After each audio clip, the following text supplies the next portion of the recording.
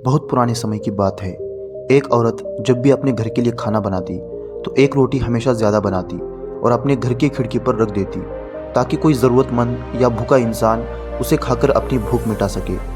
एक बूढ़ा फ़कीर रोज़ दोपहर को उस औरत के घर के सामने से गुजरता और वो रोटी खिड़की से उठा लेता और ये कहते हुए आगे बढ़ता, आप जो बुरा करते हैं वो आपके पास रहता है और जो आप अच्छा करते हैं वो आपके पास लौट के आता है।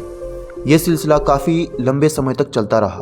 वो औरत रोज़ रोटी पकाकर खिड़की पर रख देती और वो बूढ़ा फ़कीर रोज़ दोपहर को आकर उस खिड़की से रोटी उठाकर यही कहते हुए आगे बढ़ता कि जो आप बुरा करते हैं वो आपके साथ रहता है और जो आप अच्छा करते हैं वो आपके पास वापस लौट कर आता है। यह कहकर वो बूढ़ा फ़कीर वहाँ से चला जाता।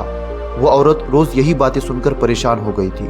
वो मन ही मन में ये सोच रही थी कि कितना मतलबी इंसान है ये। मैं रोज़ इसके लिए रोटी पकाकर यहाँ रखती हूँ और ये रोज़ खाता है, लेकिन इसके बदले मुझे धन्यवाद तक नहीं कहता और पता नहीं ये रोज़ क्या कहते रहता है। मुझे तो इसका कुछ मतलब समझ में नहीं आता।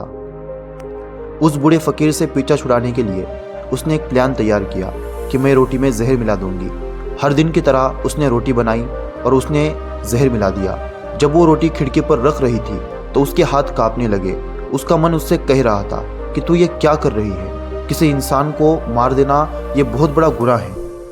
उसने वो रोटी आग में फेंक दी और उस फ़कीर के लिए एक और रोटी बना दी और खिड़की पर रख दी।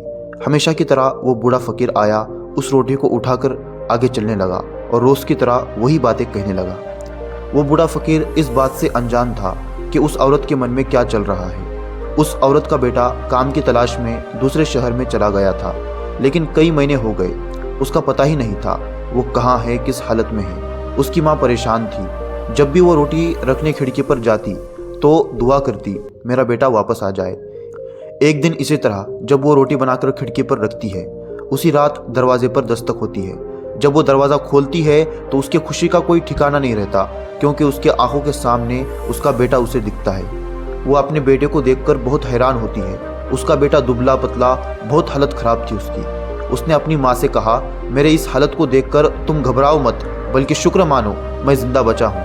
काम की तलाश में मेरी हालत ख़राब हो गई थी, मैं कमज़ोर हो गया था।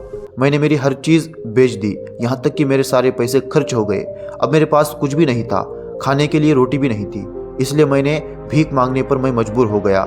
एक दिन मुझे कोई भी भीख देने के लिए तैयार नहीं था। मैं मरने ही वाला था, इतने में एक बूढ़ा फ़कीर वहाँ से गुजरा और उसके हाथ में रोटी थी। मैंने उससे हाथ जोड़कर कहा, मुझे इस रोटी में से सिर्फ एक निवाला दे दो। उस बूढ़े फ़कीर ने कहा, सिर्फ एक निवाला ही क्यों, पूरी रोटी तुम खा लो। जब मैंने वो रोटी खाई तो मैं यहाँ तक आ पाया। उसकी माँ ने कहा, कौन था वो बूढ़ा? उसके लड़के ने कहा, ये तो पता नहीं वो कौन था, लेकिन जब वो रोटी देकर जा रहा था तो ज़ोर ज़ोर से ये कह रहा था, जो आप बुरा करते हो वो आपके पास रहता है और जो आप अच्छा करते हो वो आपके पास वापस लौट कर आता है। वो औरत समझ गई और उसे अपनी गलती का एहसास हुआ। अगर उसने उस रोटी में जहर मिला दिया होता तो आज उसका बेटा जिंदा ना होता।